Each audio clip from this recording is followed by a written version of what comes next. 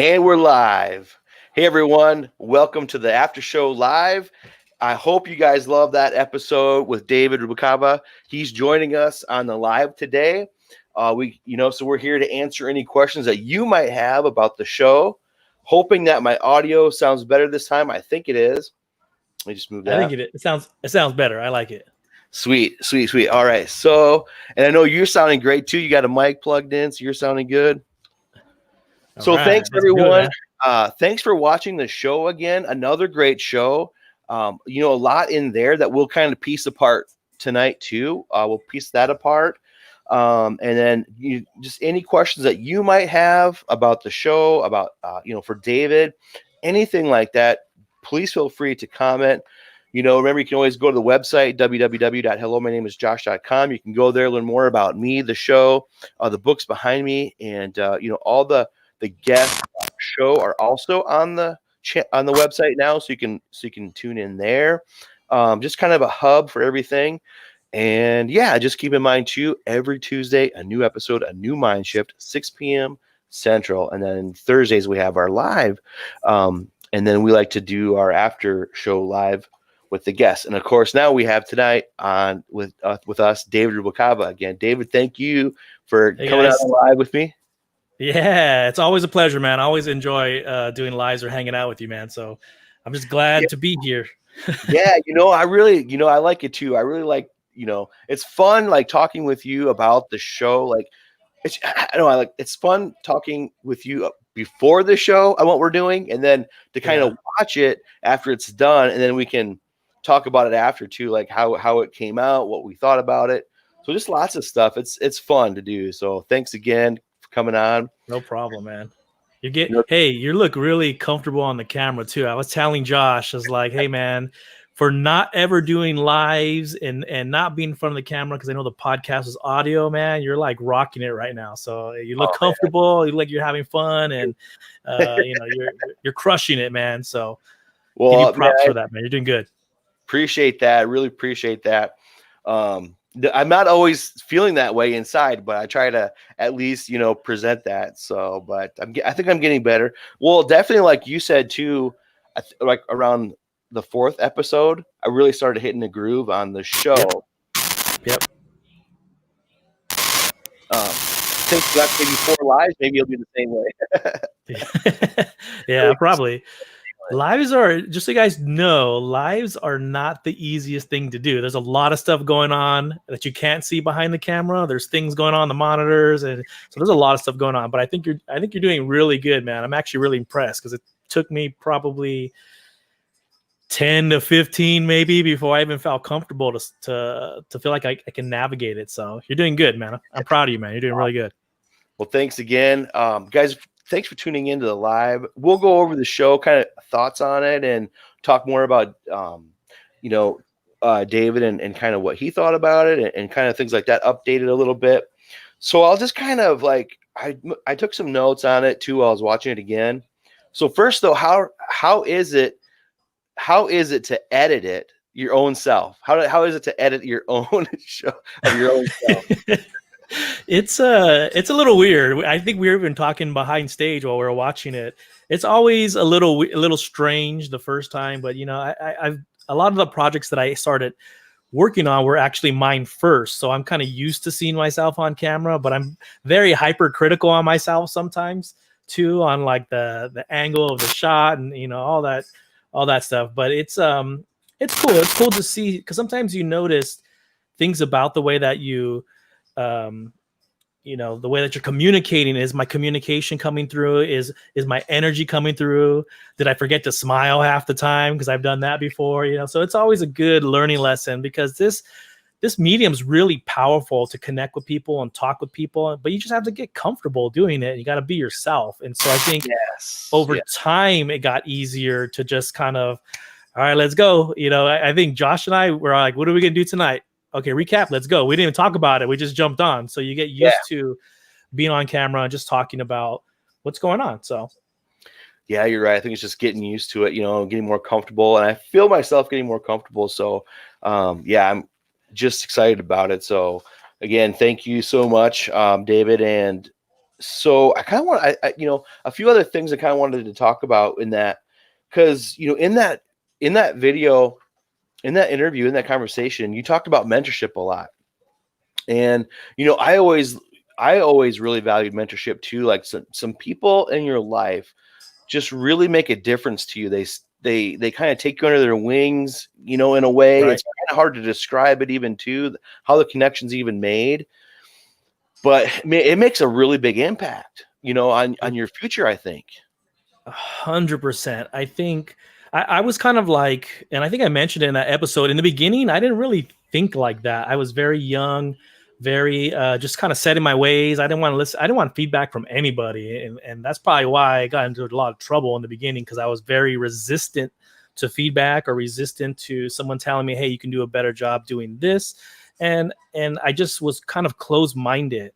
And I think when you have a mentor, you have someone that says, hey, I believe in you, but this is what you're going to have to do different. This is what you're going to have to, to grow what you're going to do. It's a little easier to take that, because I remember the first time that I got feedback from someone that I genuinely thought cared about me.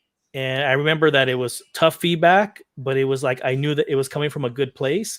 And Hmm. then when I executed those results and then got recognition because of that, it was like, oh, okay, you know, I guess they were trying to help me, and so. But then from that point on in my career, I valued mentors because they can bring insight and experience that you simply don't have. And Yeah. sometimes in life, it may be daunting to switch careers or do something, but all you need to do is listen to someone that's done it, because then it's not as scary. It's like I just have to do these 5 things and I can get on that path.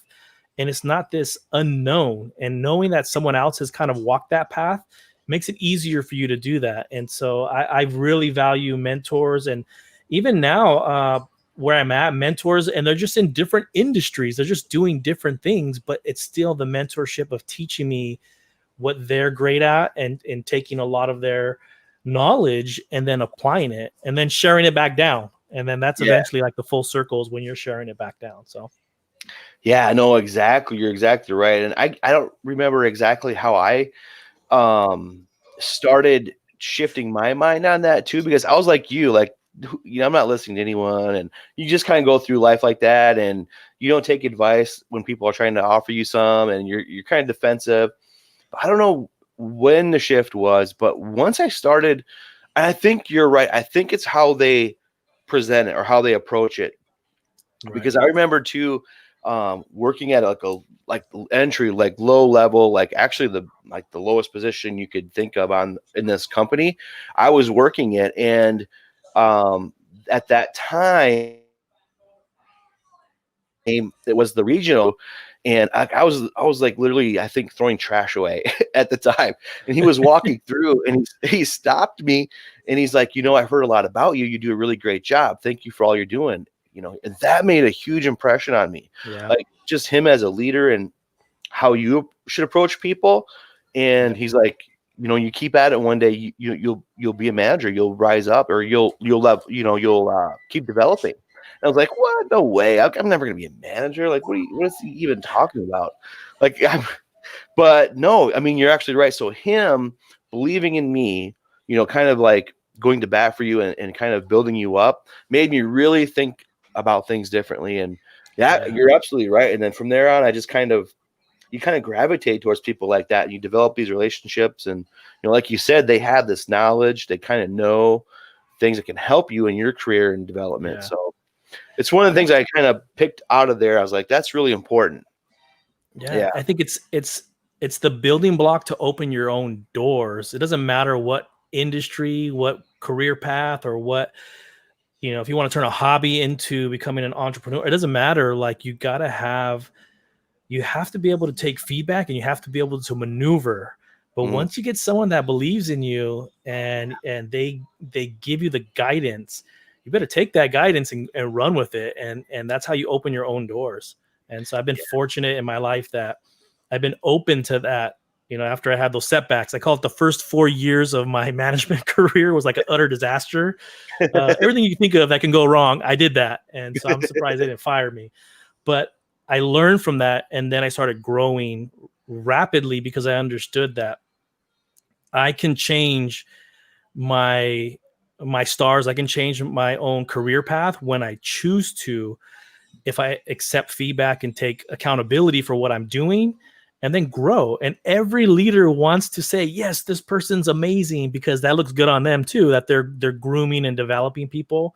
And I learned that too. Like, as you're starting to excel, the supporters behind you, talk about you and share what you're doing and share your growth. And so that's how you get noticed. That's how you get yourself in front of people.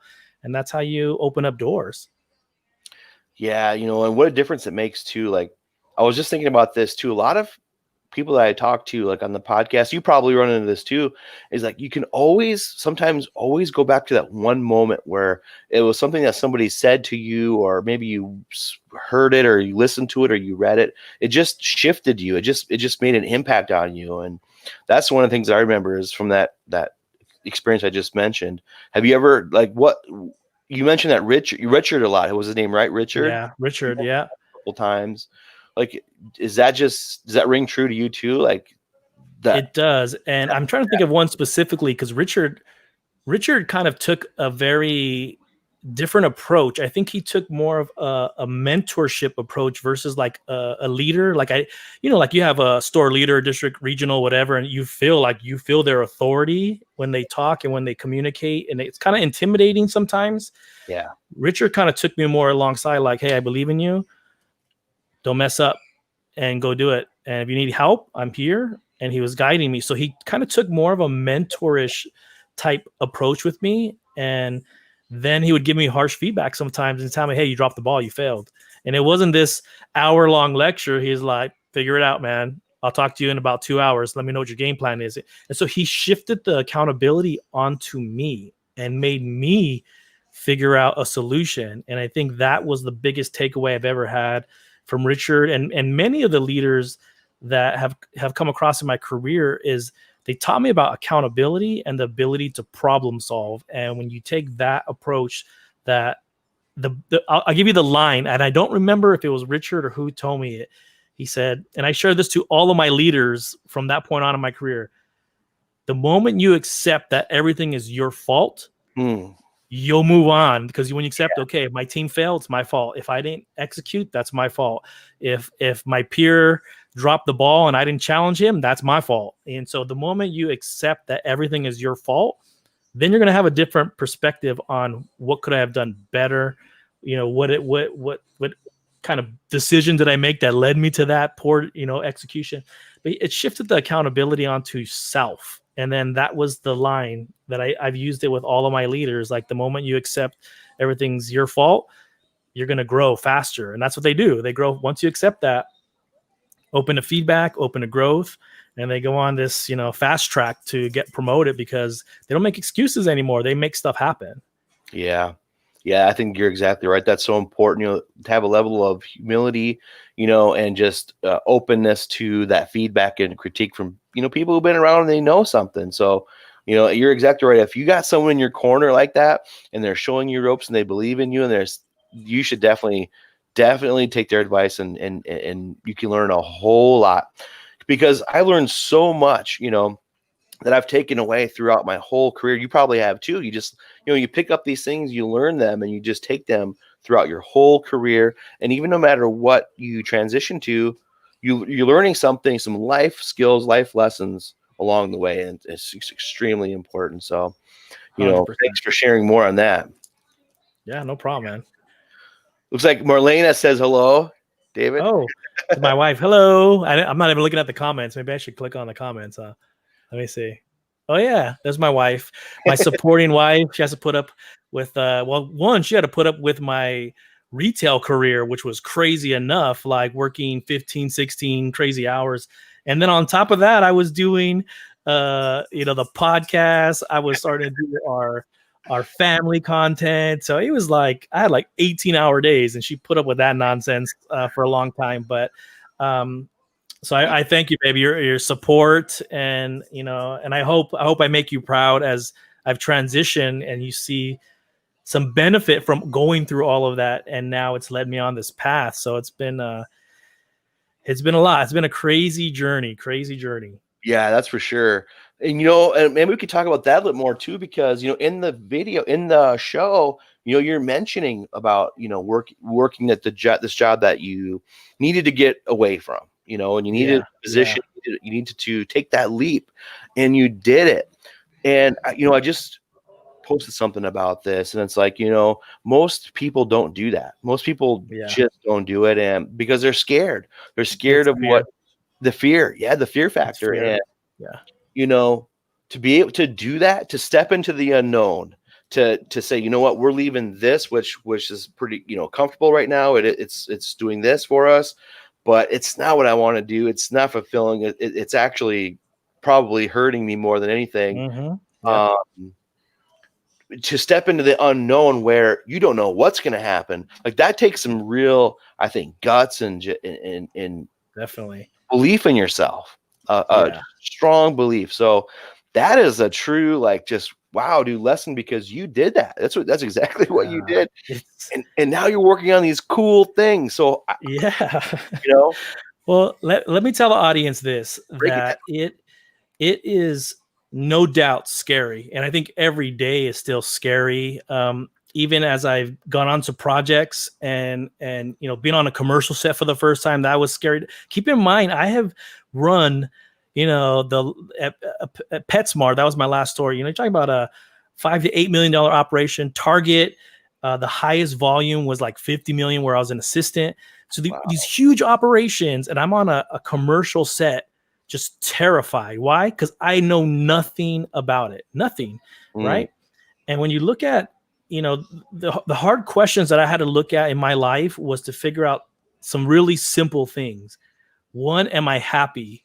And the answer was no. And I'm like, okay, so then why am I still here? Well, we need to make money, right? Everyone needs to make money. And I think this is where everyone gets kind of hung up on it. And it's true, you're making good money, especially in leadership roles. Doesn't matter what kind of company you're working for. Usually those roles, you're making a significant amount of money. But I had to ask myself, like, was I really fulfilled? Did I feel fulfilled? And what was it doing to me? And so for me, it was starting to destroy my morale. It was starting to destroy my will set, which is the most powerful thing that I ever have in my life. And one of the most powerful things you'll ever have in your life is your will set, because a will set to do something can shift a mountain, right? It really can. When you have the will set that you're going to make something change in your life and you go for it, nobody could stop you. Nobody can get in your way.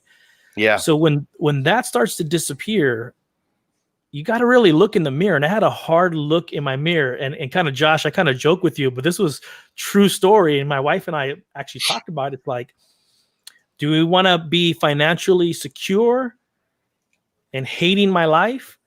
Or would I rather be broke and enjoying what I'm doing and feel fulfilled?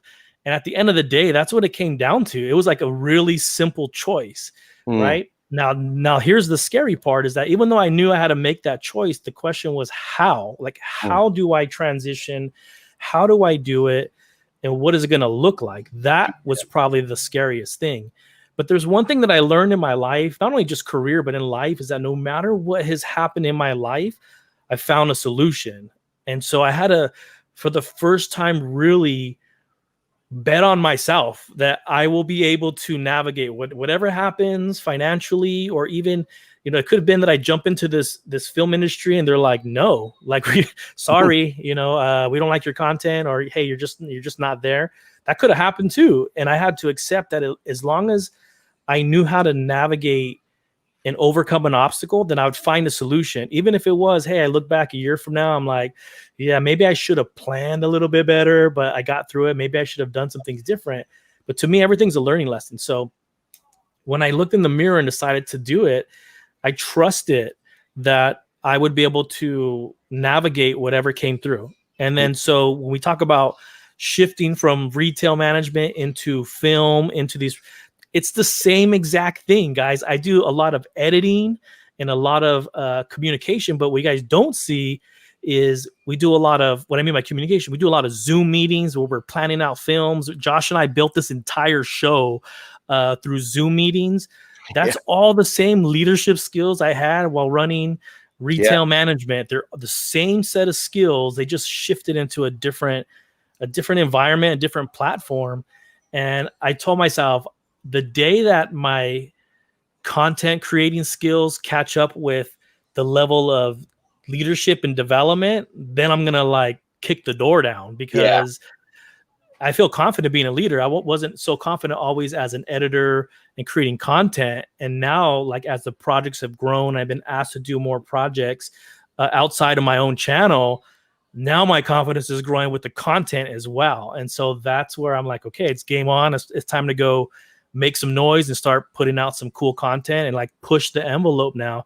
Because I feel like both those worlds have now merged, and now it's like game on. So I hope that makes sense. It absolutely does. And man, I can't wait, because excuse me, when it comes to leadership, absolutely, man, you're on fire. And so once you, like you said, get that, combined and merged in your content world and your film world, you're going to be on fire there. So, I mean, it's just really exciting to see that, and to, for you to talk about that with us. It's very, very cool. So, I mean, just thank you, man. It's congratulations on that. And, no problem, it is scary though, because we can trap ourselves, in these roles and in these, positions or whatever it is. And they just become unfulfilling and like you said, ruining the morale. And, we've had conversations in my family about that as well. Like, is this sustainable? Like, this is really hurting our morale in our family here. We're kind of our temperaments and our moods. And, I would rather be, like you said, broke and all of us happy, because at least we know when we're happy and we're together, we can always figure it out. Like you said too, you can always problem solve and figure it out. So what, that's kind of, we've had those same discussions. And, just it's for me, it's so cool to see you act on that, leap through that, and just, own it. You're owning your life, basically. Yeah. Let me tell you something, and I'll share this with the audience. Like, don't think for 1 minute when I took the leap it was easy, because I had to figure out a way to supplement income. And, you have, I'm telling you this, man, I was driving Grubhub, DoorDash, doing all, because I had figured out if I take a massive step back, we still have kids. And keep in mind, we have a family of 5 kids, a blended family.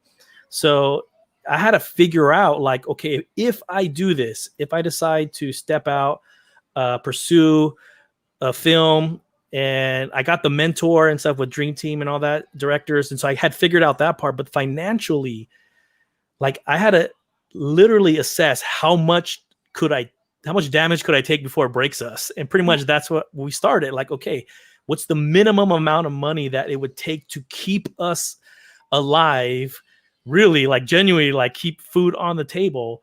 Yeah. And could me doing these side jobs do that? And the answer was yes. And so when I figured that out, then it was like, okay, this is going to be hard, because I'm going to be driving like 10, 12 hours a day, still editing, still filming. But I figured out how to do it, that I was able to take a step back, do something else temporarily, financially, and then lock on to what I needed to get done. Because then it became urgent. And this is where urgency comes in, because it was like, I can't sustain doing this for a year, maybe like 6 months before it's going to physically take a toll on me, burning the candle on both ends. So I had come up with a timeline where I'm like, okay, this is what I'm going to have to do. And this is what I'm going to commit to. And this is what I'm going to make it happen at all cost. And like I said, when you commit to something, there's nobody that's going to stop you. And that's what I did. I just committed to that. And one project led to another, opened another door. That's how I met Chris from Chris Connell Productions. And then those doors opened. And then from those projects, more projects started happening, like the Sidney Walton, the World War II interview, which I have never done that. I never filmed an interview outside of my own, let alone the World War II hero that's going on a no regrets tour around the country. And, Chris asked me, can you do it? I'm like, yeah, I'll figure it out. I didn't tell him at the time that I had never done that. I'm like, yeah, cool, no problem. And then we just got things ready and came prepared. And then we crushed that interview. And then, well, he crushed it. I just filmed it and edited it, but it led to something else. Yeah. And that's where you planting the seed a year. What's up, Amin? Thanks for jumping in. That's my buddy, Amin. Thank you. Yeah, when you plant a seed, and Amin can probably tell you about this because Amin actually used to work with me. He was my assistant when I worked for PetSmart. So a lot of the leadership development and coaching Amin could probably attest to it. It's like it was all about grit, guts, and getting past your obstacles. And that followed me my entire life, from either retail to where I'm at now. It's like, if you want it bad enough, you're going to go out and you're going to make it happen. Yeah, absolutely. And that's what's exciting to see is for you, we can see it happening, and that gives us encouragement. For those of us out here who are sitting on the fence, wondering, should we do it? That gives us, some hope, I think, and some optimism. Like, look, we can do it. And like you said, it's all about having that willpower, because once you have that willpower, that's a strong thing, man. No one can stop a person with like really strong willpower and intent on their goals. And so, which it kind of puts you in that mode. Once you made that decision, like you said, it gave you that urgency that you had to be mode. And so I think those are key things for everyone to take away. And we have you to kind of guide us through that. So thank you again for sharing that. No problem, man. We're talking about your videos and your projects here. Tell us about what's going on there. Like you have some really cool stuff going on outside of, this show, obviously, what you're doing, but doing a fantastic work on everyone. I'm telling you, everyone who sees like the trailer or one of the shows, wow, that's from a Zoom call. Like, that's amazing. Is that a TV show? So congrats on getting that. Big, huge kudos. Like, tell us about some of the awesome stuff you're working on right now. Because you got a lot. There's quite a few going on right now. So the one that I think helped me grow the most is actually working with Chris Connell Productions on this World War II film, The Promise, because like we haven't shot it yet. They shot the trailer a couple of weeks ago in like North Carolina. The film will probably be shot sometime next year because of COVID and all that.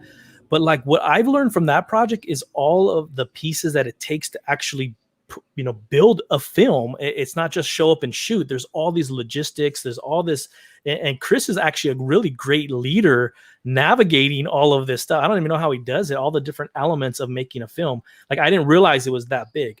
And so being a part of that project really opened my eyes to being involved with bringing something bigger than any project I've done, bringing it to life. Mm-hmm. And so I'm really excited about that project. And I love World War II. So just, it was weird, man. I'm going to tell you something which was really weird about when this happened. Not even a week before that, my wife and I, Marlena, we were watching TV or something. I said, man, someday I hope that I could be on a World War II projects. Like someday, either it's directing or getting coffee for them. I don't really care. Like, just be on the set with them.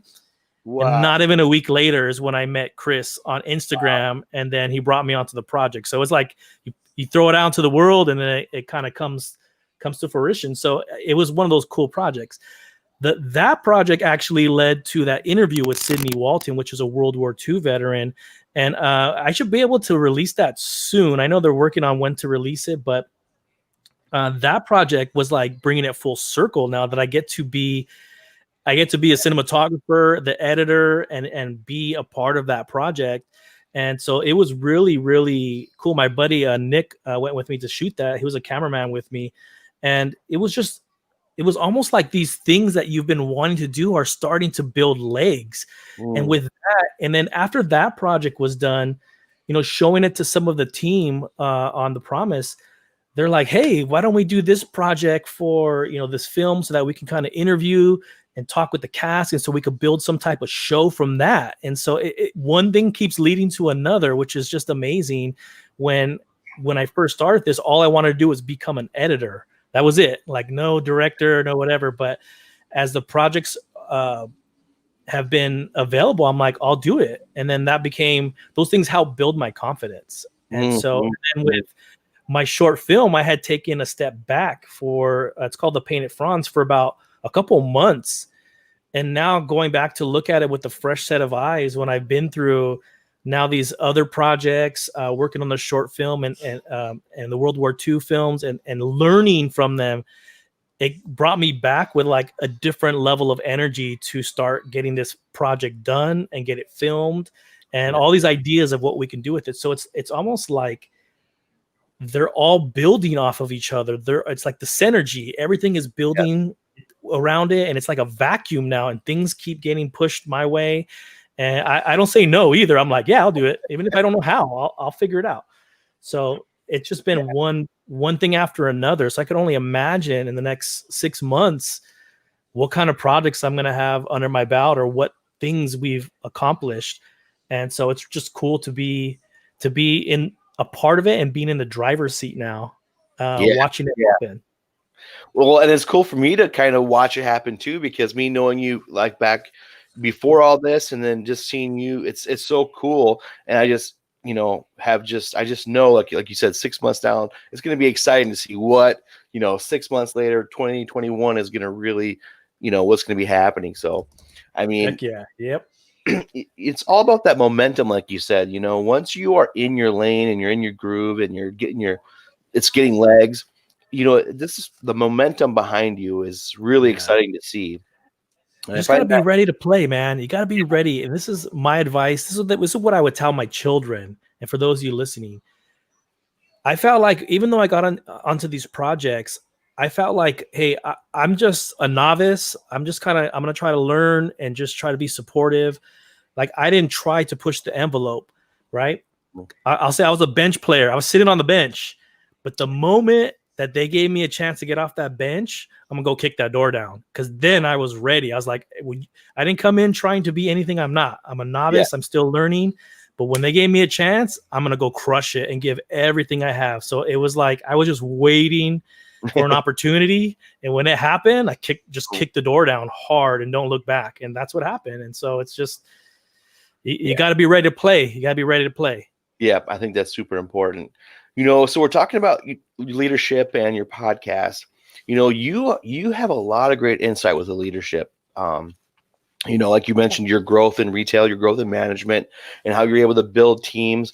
What I think is cool about your podcast is that it started, or you said it's kind of started as a means to relay some of the stuff to your team, right? Right. Yeah, that's 100%. Is so cool about it. So like when I was listening into your podcast, like I was starting to feel like I'm part of your team, like that's what was so cool about that. And the reason why I bring that up is because you had mentioned that you may revisit that a little bit, maybe do a special series. I think that is interesting. Yeah.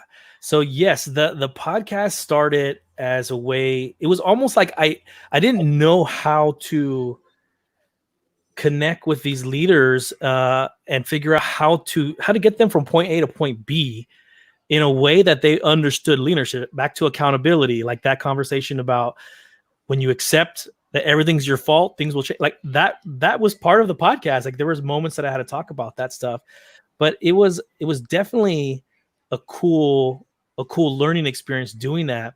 And your show and working on this show is what kind of inspired me, because I think I don't remember when I looked. It was maybe a few weeks ago when we were talking. I actually looked up the podcast, Awaken the Leader Inside. And then I noticed that it was close to almost 1 year since I ended the show at 100 episodes, decided I was going to pursue some of this, YouTube and video editing, and kind of go down that route.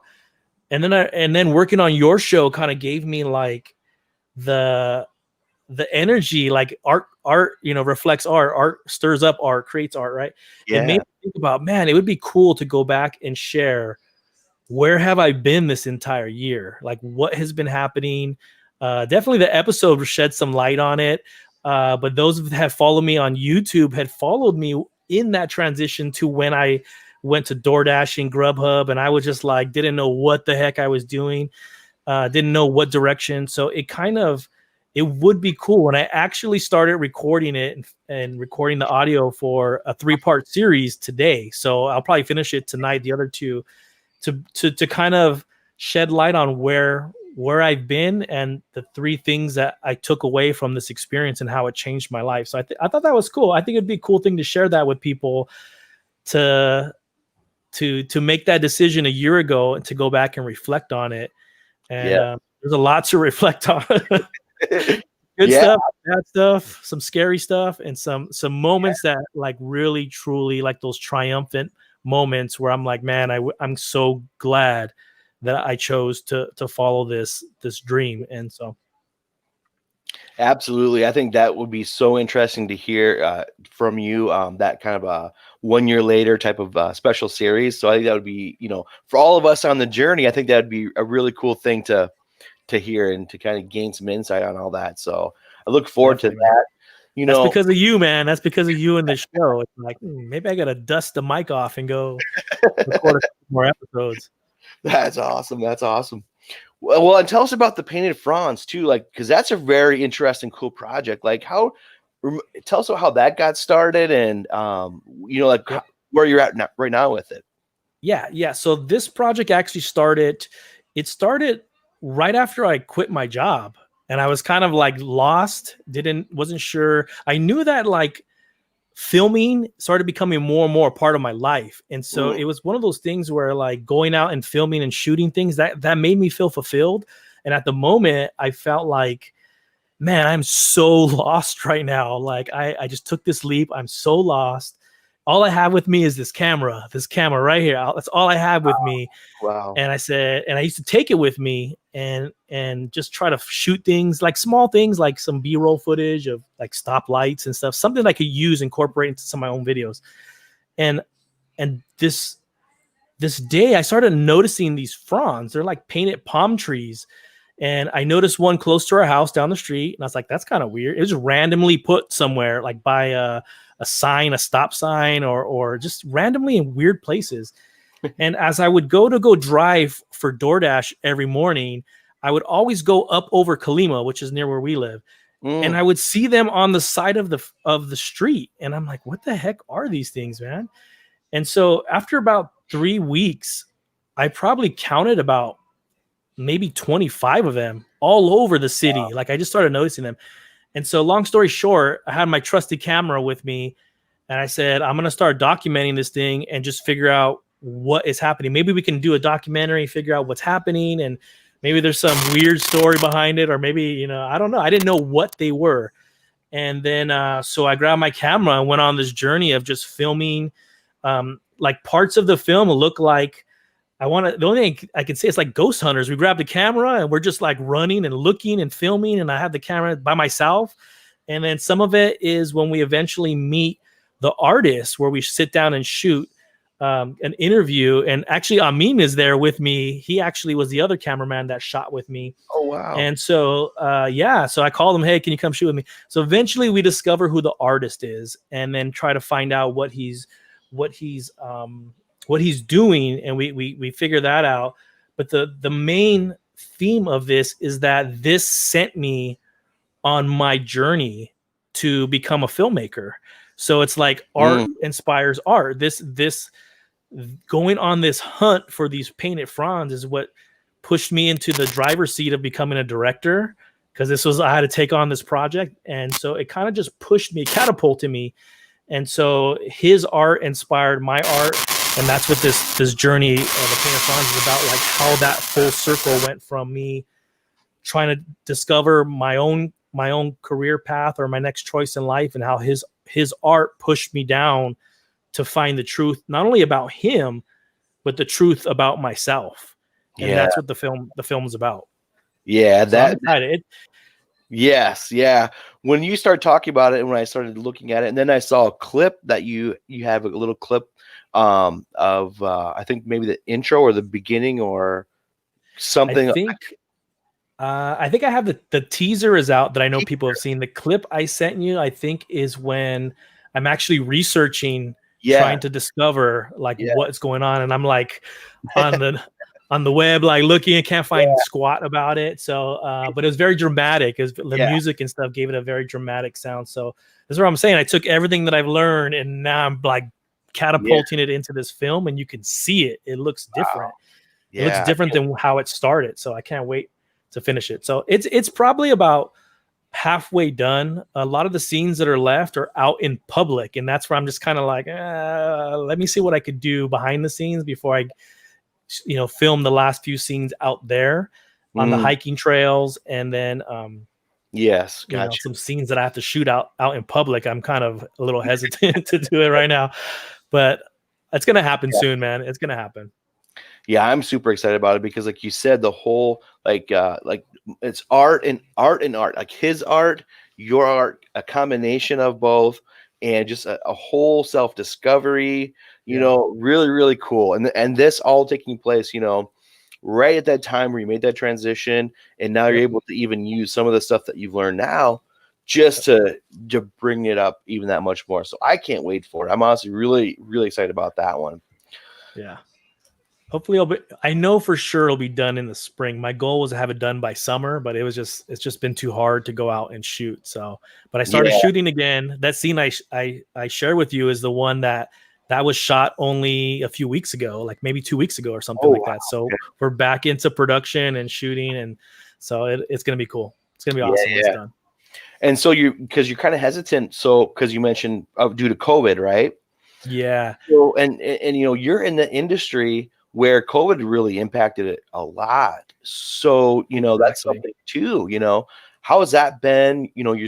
How's that been? I mean, how are things going now? How's that been overall? Yeah, it's it's been tough. I know when I was excited to get into this industry, and then it just went, it just kind of died. Like COVID hit in February. Yeah. But like, here's a lesson that I learned, Josh. And I learned this actually from Chris Connell for the project, The Promise.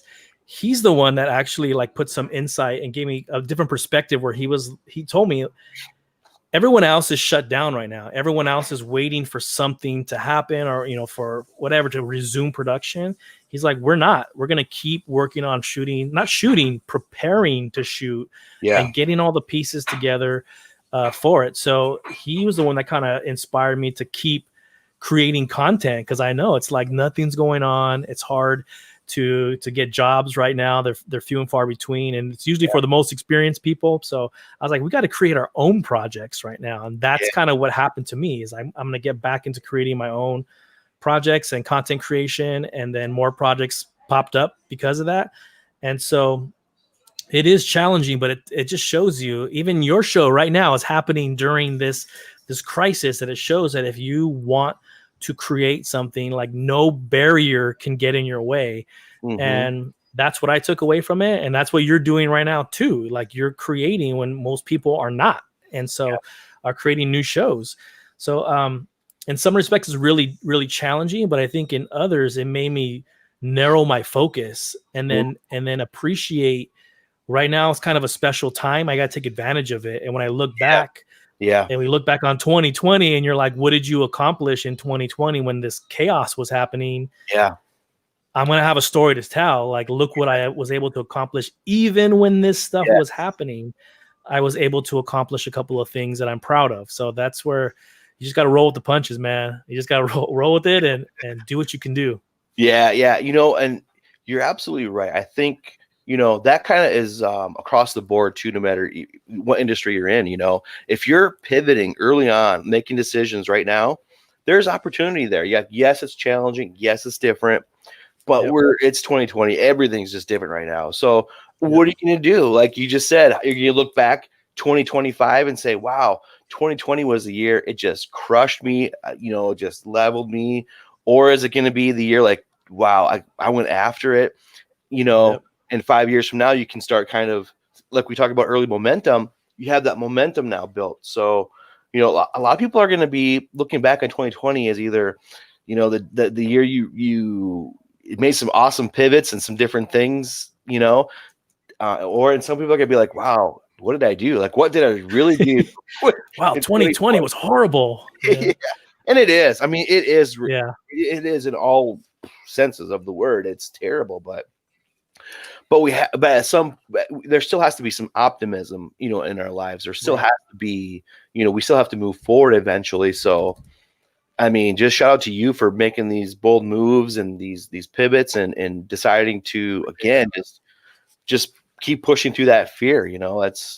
It's going to be, I'm telling you, 2025, it's going to be, so, man. It's going to be interesting. You know, there was something, I know you said it at some point. I'm not sure if it was your podcast I listened to or recently, or if it was on, maybe it was one of the interviews, because I've been editing those too. So they won't even hear it for a couple weeks, but there was something you said, man, that was about like surrounding yourself with the right people, or I think what you said was like-minded people. And that is huge. Yes. Because when you surround yourself, in my case, I was able to surround myself with creatives, right? And they're creative, and they're just pumping out scripts and all this craziness. And so you surround yourself with people that are excited about what they do, and that they're motivated, and it only elevates you, man. It only elevates you, where you look back and you think about surrounding yourself with the people that are very negative, and it's always impossible, and you know, and I've had my fair share of that too. You know, I'm sure you have too, Josh. Yes. And it's difficult, but you surround yourself with like-minded people that are creative or hungry, and it's like you could just lock arms and move mountains together. And so it's like I'd rather have a circle of 2 to 3 people that are like on fire, that are motivated, that are inspired, than to have myself surrounded by 100 people that don't see anything positive in life. It's like it's draining to be around a circle like that. So surrounding yourself with the right people, I think that changed all. I think that's what elevated things for me quickly. That's because I was able to surround myself with amazing people that believed in me, even when I didn't, in this industry. When I was a newbie, I still feel like I'm still new, but they believed in me. And so I felt obligated that I'm going to deliver because you believe in me. Yeah. And that helped a lot. Absolutely. You know what? That's so important. It kind of goes back to what we're talking about with mentorship too. Like, and if you can find someone who believes in you, if you can find people that are like-minded, and you know, wherever, like maybe you can find a Facebook group, or maybe you can find something, you know, where you can find someone who is just on fire, believes in you, motivated. It is truly, that's what just fascinates me, like what you can do, like, and how fast it can happen. Because you know, you're in that momentum mode, and you're just cruising. Like just kind of when me and you connected, like I still don't remember. I was trying to go back through and remember where this all started, but how this just all kind of came about, like it's just like, whoa, you know, and here we are. But here we are, man. A couple months later doing the live, talking about the show. It's just really cool. And I'm so excited about where we're gonna go. Like, what do you think? Like, you know, where do you think you see it going? I'm just curious. The show? Yeah. This show?